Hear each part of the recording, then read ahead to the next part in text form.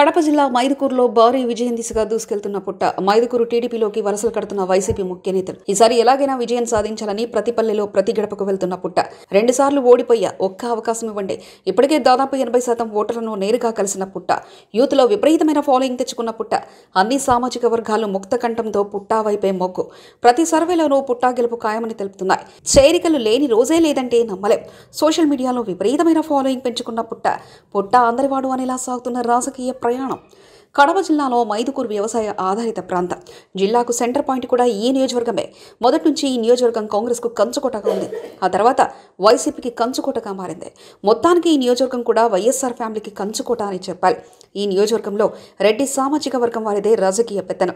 మొన్నటి వరకు దుగ్గిరెడ్డి, శెట్టిపల్లి కుటుంబాలే ఇక్కడ ఎమ్మెల్యేగా గెలుస్తున్నాయి. కానీ 2014 నుంచి రెడ్డి వర్సెస్ యాదవుల మధ్య పొలిటికల్ ఫైట్ నడుస్తుంది. బలిజ, ముస్లిం, ఎస్సీ వర్గాల మద్దతుతో రెడ్డి సామాజిక వర్గానికి విజయం ఈజీ అవుతుందని చెప్పాలి. గతంలో వీరి మద్దతుతోనే శెట్టిపల్లి రఘురామరెడ్డి 2 సార్లు విజయం సాధించారని టాక్ ఉంది. వచ్చే ఎన్నికల్లో వైసీపీ నుంచి రఘురామరెడ్డి లేదా ఆయన కుమారుడు నాగిరెడ్డి బరిలో ఉంటారని చర్చ వినపడుతుంది. అయితే ముచ్చటగా 3వ సారి గెలిచి హ్యాట్రిక్ కొట్టాలని రఘురామరెడ్డి ఎన్నికలకు సిద్ధమవుతున్నారు. ఈ 10 ఏళ్లలో మైదుకూరు నియోజకవర్గానికి రఘురామరెడ్డి పెద్దగా చేసిందేమీ లేదని టాక్ నడుస్తుంది.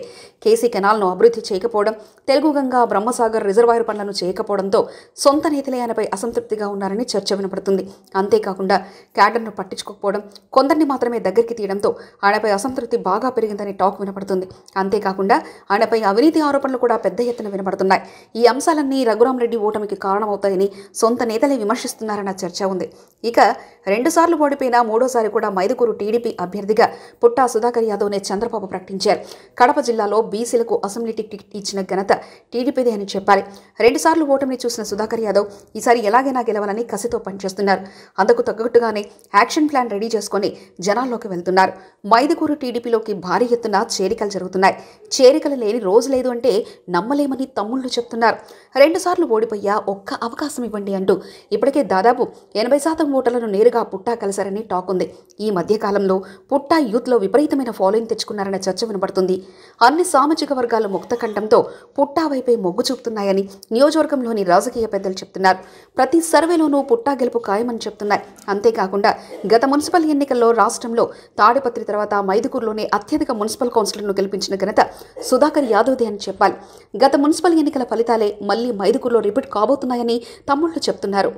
మరి చూడాలి, పుట్టా గెలుస్తాడా లేదా అన్నది కాలమే నిర్ణయిస్తుంది.